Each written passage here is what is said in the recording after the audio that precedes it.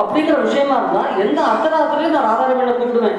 Sir கூப்பிடுவேன், sir என்ன sir இப்படி நடக்குது, அம்மா அசோசியேஷன் அப்படிலாம் பண்றாங்க சார், நீங்க வந்து அப்படிங்களா, இது ஒரு கவனத்துக்கு வரல ஊர்வசி, அடுத்த ஜனபாடி மீட்டிங்ல நான் சொல்லுவோம் அப்படின்னு அதை சொல்லுவாங்க. ஊர்வசி போய் கம்ப்ளைண்ட் மாதிரி சொன்னாங்க, அதை நம்ம வந்து அது சரி பண்ணணும். நான் போனாலும் போகலைனாலும் நான் போனால் நீங்களே சொல்லிடுங்க, நீங்க உங்களுக்கு மாதிரி ஃபீல் பண்ணீங்க நீங்க சொல்லுங்க அப்படிம்பாங்க.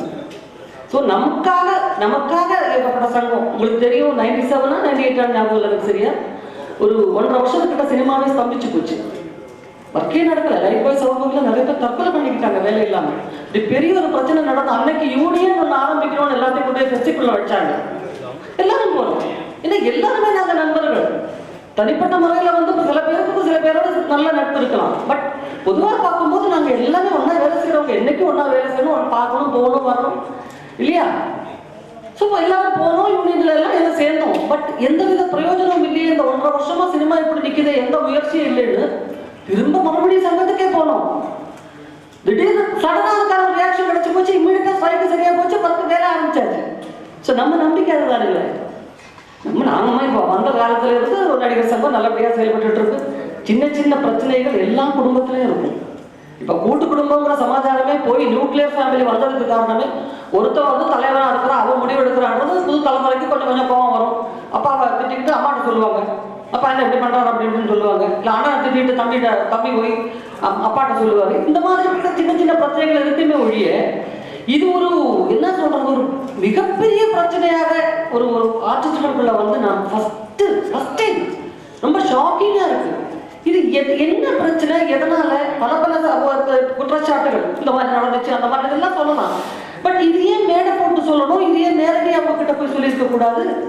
இல்லை நேரடியாக எங்களுக்குன்னு ஒரு தனிப்பட்ட ஒரு சங்கம் இருக்கு, அதுக்குள்ள வந்து 10 பேர் ஒருத்தர் மட்டும் அடிச்சுக்கிட்டு பேசியிருக்கலாமே. அது மேடை போட்டு ஏன் பேசணும்? நடிகர் சங்கத்துல சண்டை நடக்குதுன்னு ரேஷனா நிறுத்த போறாங்க அரசுல. அவன் நடிகர் சங்கத்தில் அவங்க இப்படி இருப்பாங்க, விஷால் வந்து இப்படி பேசுறாரு, நாசம் இப்படி பேசுறாரு, ராதாரவி இப்படி பேசுறாங்கப்பா. ஸோ இன்னைக்கு ரேஷன் அவ்வளோதான்ப்பா, யாருக்கு என்ன நஷ்டம் வரப்போகுது? நடிகர் சங்கத்து பிரச்சனைகளுக்கு நடிகருக்கு மட்டும்தான் ப்ராப்ளம், வேற யாருக்குமே எந்த பிரச்சனையும் கிடையாது. ஒரு நடிகர் வீட்டில் சாவு நடந்தா நடிகர்கள் யாராவது வராங்கன்னு சொல்லிட்டு தான் ஆளுங்க பார்க்க வருவாங்களே தவிர, ஐயோ நடிகர் செத்து போயிட்டான்னு வரணும் எத்தனை பேர் இருக்காங்க? எங்களுக்கு நாங்கள் மட்டும்தான் இருக்கிறோம். ஸோ என்ன பிரச்சனையா இருந்தாலும் எதுவாக இருந்தாலும் நேரடியாக போய் நான் வந்து ஏன் மேடம் நீங்கள் இது மாதிரி பண்ணீங்க, எதுக்கு இது மாதிரி பண்ணீங்க, அவங்க வீட்டுக்கு போகலாம் வராதேன்னு சொல்றாங்களே கிடையாது. அதை விட்டுட்டு இப்படி பண்றாங்களேங்கிற வருத்தம் தானே ஒழிய இவங்க தரப்பா அவங்க தரப்பானெல்லாம் நான் சொல்ல விரும்புகிறேன்.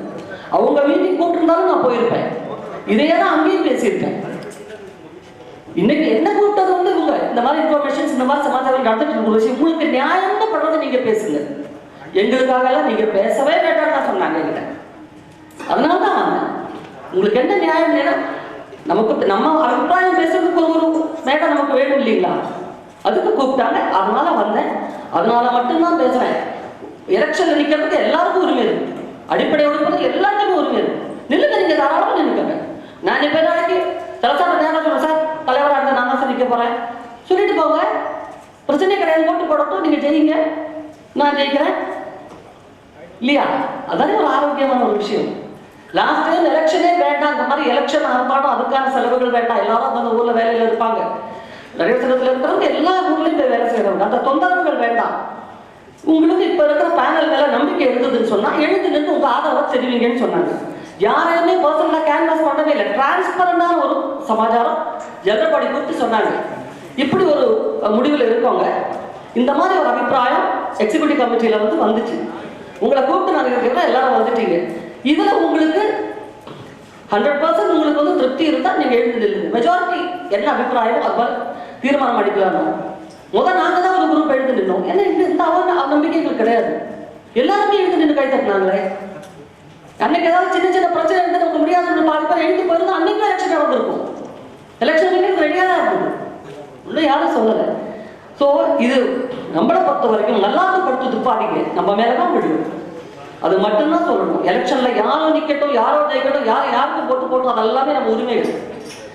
நடிகர்கள் வந்து எந்த மேடை ஏறினாலும் அதை பார்க்கறதுக்கு ஒரு கூட்டம் இருக்கும். ஸோ அந்த கூட்டத்தை பார்த்து தயவு செய்து அரசியல் மேடைங்கிற மாதிரி தவறா எடுத்துக்காதீங்க. சீசன் இருக்கிற வரைக்கும் தான் நீ, அதுக்கப்புறம் இடத்துல இன்னொருத்தன் வருவான், வந்துதான் ஆகணும், அது காலத்தினுடைய விதி.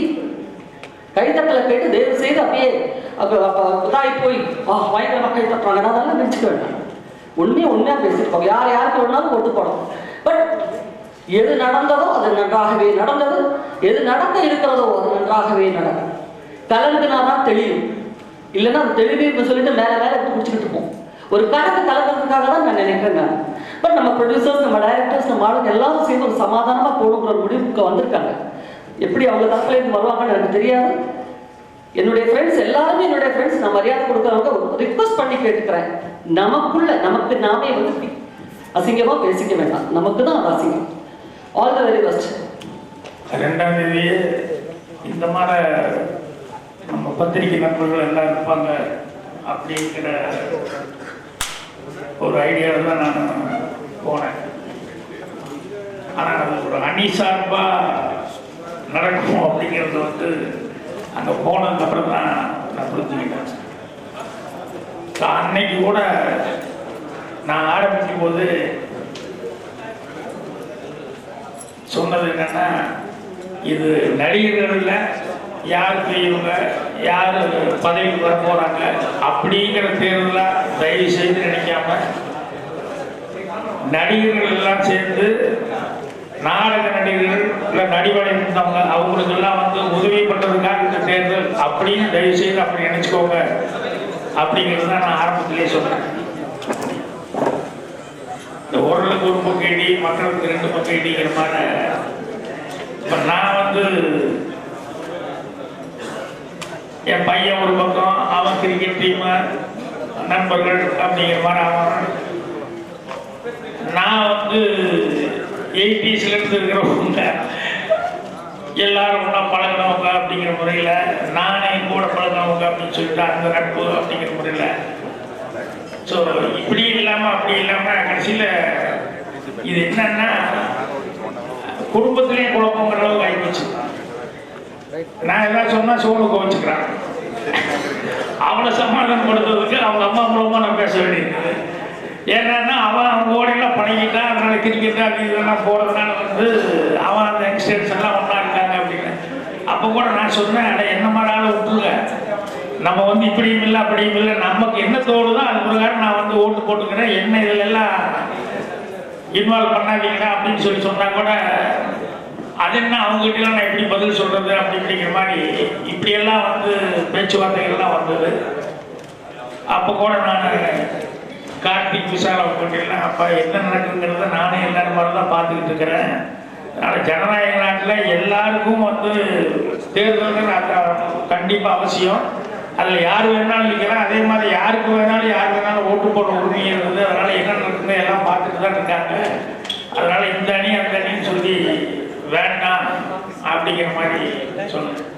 அன்னைக்கும் ஆக்சுவலாக காலையில் அந்த ஸ்டேஜுக்குள்ளே பார்த்தீங்கன்னா நான் உள்ள நுழையும் போது என்கிட்ட ஒரு வீக்லி மேக்சின் ஒன்று என்ட்ரி ஆகும்போது கொடுத்தாங்க. அதில் பார்த்தேன், அதில் ஹெட்லைனே என்ன போட்டிருக்குன்னா, வீதிக்கு வந்த நடிகர்கள் அப்படின்னு சொல்லி போட்டு இப்படி ரொம்ப சண்டை போட்டுக்கிட்டு வீதிக்கு வந்துட்டாங்க அப்படிங்கிற மாதிரி ஹெட்லைனே அதில் வந்து அட்டைப்படமே அப்படி போட்டுருந்தது. ஸோ இதை காமிச்சு இது வேணுமா நமக்கு அப்படின்னு சொல்லி பேசணும் அப்படின்னு நினச்சிக்கிட்டு இருந்தேன். நாங்கள் பூரா வந்து இப்படி பாதி பத்திரிகையாளர் பாதி வந்து ஜென்ரலான ஆட்கள் அப்படின்னு சொன்னோம்னா அது பேசலாம். அது ஒரு அணியாக திரண்டு இருக்கும்போது அங்கே வந்து நம்ம ஏதாவது பேசுனோம்னா அது வேற மாதிரி கூச்சல் குழப்பங்கள் இதெல்லாம் வர மாதிரி ஒரு சூழ்நிலை வந்துடும் அப்படிங்கிறத புரிஞ்சுக்கிட்டதுனால என்னால் எதுவும் பேச முடியல. இப்போ கூட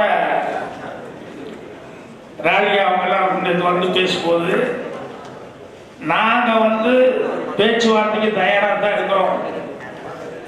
அதனால் வந்து வரலன்னு சொல்ல வேண்டாம். இப்போ கூட யாராவது ஒருத்தர் இருந்து பேசுகிறாங்கன்னா நாங்கள் வந்து ஆரம்பத்துலேருந்து இவங்க வந்து நேரடியாக பேசல அப்படிங்கிறது தான் சொல்லிக்கிட்டு இருந்தாங்க. ஸோ அதனால் இப்போ கூட வந்து என்னென்னா இன்னும் ஒன்றும் கெட்டு போகலை.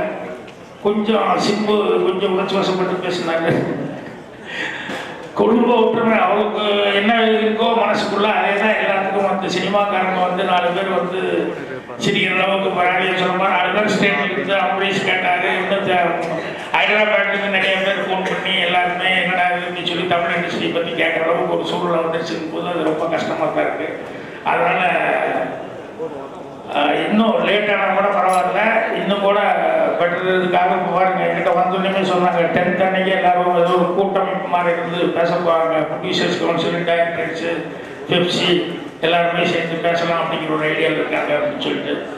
அதனால் நடந்தது முடிஞ்சதாக இருக்கட்டும். அதனால் நடக்கிறத இனிமேல் நம்மளுடைய ஒத்துமைக்கு 4 பேர் சிரிக்காத அளவுக்கு என்ன பண்ணணும் அப்படிங்கிறத அதை பார்த்துக்கிறதுக்கு தான் போகிறேன். இப்போ எனக்கே கூட போகிற நாளைக்கு ஒரு டோஸ் உண்டு. ஏன்னா அன்றைக்கி அங்கே போனீங்க, நீங்கள் இங்கே உட்காந்துருக்கீங்க அப்படின்னு சொல்லிட்டு அதுலேயும் டிவியில் இதில் டிவியில் அப்படின்னு சொல்லி கேட்பாங்க. இது இன்றைக்கி எனக்கு அனுபவம் இல்லை. ஏன்னா எம்ஜிஆர் அவர்கள் இருக்கும்போது புரட்சித் தலைவர் இருக்கிற காலத்திலேயே ஸ்டாலின் அவர்கள் ஒவ்வொரு வீடாக டொனேஷன் வேணும் அறிவாலயம் கட்டுறதுக்கு அப்படின்னு சொல்லி வந்துட்டு இருக்கும்போது என் வீட்டுக்கு முந்தின வீட்டுக்கு என் வீட்டை கிராஸ் பண்ணுறப்போ ஒரு செகண்ட் அப்படி நின்னாரு. அப்புறம் கூட இருக்க அது சரியாக வராதுங்க, அவர் எம்ஜிஆர் போகலாம் அப்படின்னா, ஐயோ எல்லா பக்கம் நம்ம அவர் மரியாதை கொடுக்காம நம்ம போனோம்னா அது நம்ம மேலே தப்பு வந்துடும். அதனால் அவர் போய் வேண்டாம் போங்கன்னு சொல்லி சொன்னோம்னா வந்துடலாம். அதனால் நம்ம போகணும், அது நியாயம் இல்லை அப்படின்னு சொல்லிட்டு உள்ளே வந்தாங்க. நானும் வாங்கன்னு சொல்லிட்டு உட்கார வச்சு எல்லாம் கூட்டி சாப்பிடுங்க. அப்புறம் என்னங்கன்னா இந்த மாதிரி டொனேஷன் வசூல் பண்ணுறேன் அப்படிங்கிற மாதிரி சொல்கிறாங்க. நீங்களே எதாவது கொடுத்தா நல்லா இருக்கணும். சரிங்கன்னு சொல்லிட்டு ஒரு 25,000 ரூபா நான் செக் எழுதி கொடுத்தேன். உடனே அது அங்கே போயிடுச்சு தோட்டத்துக்கு. பாகியராஜ் 25,000 ரூபா கொடுத்தாரு, பாக்கி இப்படி கொடுக்கலாமா அப்படின்னு. ஆனால் நம்மளால் அவரு விஷயம் புரிஞ்சவர், யோ யாருக்கிட்ட கேட்டாங்க, யார் கேட்டாங்க, அதை மாதிரி ஸ்டாலின் போய் கேட்டுங்க. சரி வீட்டுக்கு மதிச்சு கேட்டாங்கல்ல, அதனால் நம்மால் பண்ணது கரெக்ட். வீட்டுக்கு மதிச்சவனை மதிச்சிருக்காரு இல்லையா, அதான் நமக்கு தேவை, அதுதான் மரியாதைங்கிறது. அதனால் நீங்கள் இதை பெருசுப்படுத்திக்காதீங்க, விடுங்க அப்படிங்கிற மாதிரி சொல்லி இது பண்ணாரு. அதனால் இப்போ அவங்க அங்கே இருக்கிறதுனால இவங்கெல்லாம் வேண்டாதப்பட்டவங்க அப்படிங்கிறதில்ல, இங்கே இருக்கிறதுனால அவங்க வேண்டாதப்பட்டவங்கிறதில்ல. நாளைக்கு எல்லாருமே ஒருத்தர் மூஞ்சியை பார்த்துக்கணுங்கிறது தான் இதனுடைய சூழ்நிலை. எலெக்ஷன் முடிஞ்சதுக்கப்புறம் அப்படி இல்லைன்னா இப்போ இது என்னன்னா ரெண்டு கோஷ்டி ஆயிடுச்சுன்னா நாளைக்கு இது அப்படியே பர்மனெண்ட்டாக இதே கோஷ்டி ஆயிரும். இவங்க படத்தில் இவங்க தான் நடிப்பாங்க, இவங்க படத்தில் இவங்கெல்லாம் தான் நடிப்பாங்க அப்படிங்கிற மாதிரி வந்துருச்சு அப்படின்னு சொன்னோம்னா அது எல்லாத்துக்குமே லாஸ்ன்றத விட அவமானம். அந்த அவமானங்கிறது நமக்கு வரக்கூடாது. அதனால இப்போ 10th அன்னைக்கு எல்லாரும் பேசலாம் அப்படின்னு சொல்லும்போது கொஞ்சம் உணர்ச்சிகளை கட்டுப்படுத்திக்கிட்டு ஏதோ அப்படி பேசியிருந்தாலும் இப்படி பேசியிருந்தாலும் பரவாயில்லை அப்படின்னு சொல்லிட்டு. ஏன்னா நீங்கள் தெரிஞ்சுக்கிற மாதிரி தான் நான் இவங்கெல்லாம் பேசும்போது நிறைய விஷயம் தெரிஞ்சுக்கிட்டேன். நான் வெவ்வேறு வேலைகள் இருந்ததுனால நான் இதில் கலந்துக்கலாம். அதனால் நான் தீர்மானமாக என்னால் இதுதானே தெரியாமல் நான் யாரையும் எதுவுமே நான் சொல்கிறதுக்கு நான் தயாராக இல்லை. ஏன்னா அவங்க சொல்லும்போது ஒன்று நியாயம் வர மாதிரி இருக்கும். அப்படி இல்லை, இப்படி தான் நடந்தது, இப்படி தான் நடந்ததுன்னு சொல்லி இந்த எக்ரிமெண்ட் இப்படி அப்படின்னு சொல்லி அவங்க சொல்லும்போது நான் என்ன சொல்கிறேன்னா, தேர்தல் அப்படின்னு சொல்லி சொன்னோம்னா நீங்கள் எதுக்காக வர்றீங்கிறத ஒருத்தர் சொல்லலாம், தப்பு இல்லை. எனக்கு இதெல்லாம் குற்றச்சாட்டு, இதெல்லாம் சரியில்லை, அதனால் இதுக்கு நான் வர்றேன் அப்படின்னு சொல்லலாம். அதே மாதிரி அடுத்தவங்க இல்லை இப்படி நடக்கலை, இப்படி தான் நடந்தது, இது மாதிரி இதுக்கெல்லாம் ப்ரூஃப் அப்படின்னு சொல்லி இவங்க சொல்லி இது பண்ணுறாங்க அப்படின்னு சொன்னால் நடுவில் இருக்கவனுக்கு குழப்பாம ஏதாவது என்ன எதுங்கிறத உண்மையை தெளிவுபடுத்திக்கிறதுக்காக ஒரு வாய்ப்பு இருக்குது.